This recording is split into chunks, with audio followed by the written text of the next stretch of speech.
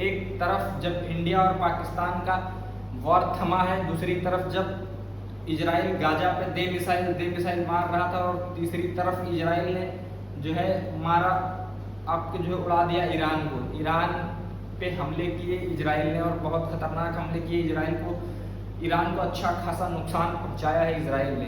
हम आपको बताते हैं, आपके मन में सवाल जरूर होगा कि अगर इजराइल ने ईरान पे हमला किया तो क्यों किया। इजराइल सीधे सीधे मदद पहुंचाने का प्रयास कर रहा था गाजा को, या सीधे सीधे मदद पहुंचाने का प्रयास कर रहा था फिलिस्तीन को, क्योंकि फिलिस्तीन भी मुस्लिम कंट्री है और इजराइल भी मुस्लिम कंट्री है। तो मुस्लिम कंट्री होने के नाते इजराइल फिलिस्तीन के सपोर्ट में आ रहा था, और ये माना जा रहा है कि इजराइल ने ये पता लगा लिया था, या इजराइल की सैटेलाइट के जरिए इजराइल ने ये पता लगा लिया था कि इजराइल की जो सैटेलाइट्स थी वो उन्होंने ये पिक्चर कैप्चर की थी, और ये प्रूफ के तौर पे कैप्चर की थी कि जो ईरान है वो न्यूक्लियर वेपन बनाने के जो है एकदम बिल्कुल समझ लीजिए कि बिल्कुल करीब पहुंच चुका था। उसके बनाने के लिए जो मटेरियल चाहिए होता है वो मटेरियल उन्होंने एकदम यूरेनियम एकदम बिल्कुल प्योर कर लिया था।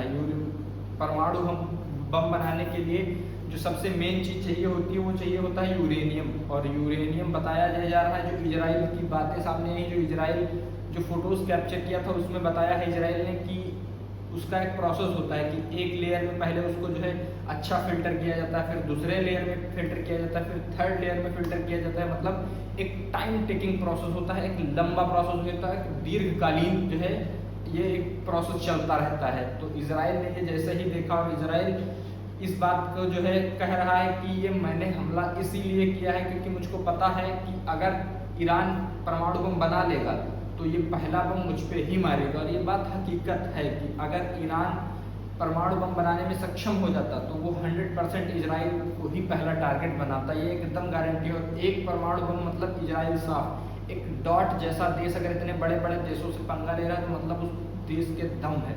और एक साथ 5 देशों को हराने का रिकॉर्ड भी जो है Guinness book of world record है इजराइल के नाम की। एक साथ 5 देशों को जो है हराया था इजराइल ने। और ईरान ये बातें हर जगह गाता फिर रहा है कि इजराइल ने हम पे पहले हमला किया, इजराइल ने पहले हम पे किया। लेकिन ईरान हर जगह ये बता रहा है, इस बात को कन्फ्रेस कर रहा है कि अगर मैं इस पे हमला ना करता तो ये लोग परमाणु बम अगर बना लेते तो इनका पहला निशाना मैं होता। अब इसमें कौन सही है कौन गलत है, किसने किस बात को लेकर हमला किया, लेकिन इजराइल के पलटवार में ईरान ने भी लगभग 60 से ज़्यादा मिसाइलें दागी हैं इजराइल पे, जिसकी लगभग 50 के करीब जितनी भी मिसाइलें थी वो इजराइल के एयर डिफेंस सिस्टम ने उसको कंट्रोल कर लिया और डिफ्यूज़ कर दिया। लेकिन लगभग 7 से 10 मिसाइल के बीच में इजराइल पे जाके लैंड की और इजराइल को ठीक ठाक नुकसान पहुंचाया है। लेकिन इजराइल ने भी ईरान को तगड़ा नुकसान दिया है और इजराइल को एकदम समझ लीजिए कि ध्वस्त कर दिया है। इजराइल के जितने भी टॉप लीडरशिप या टॉप आर्मी के जितने भी जिनके हेड हैं उन सबको एकदम ख़त्म कर दिया है इजराइल ने। तो इजराइल का ये बहुत तगड़ा मूव है।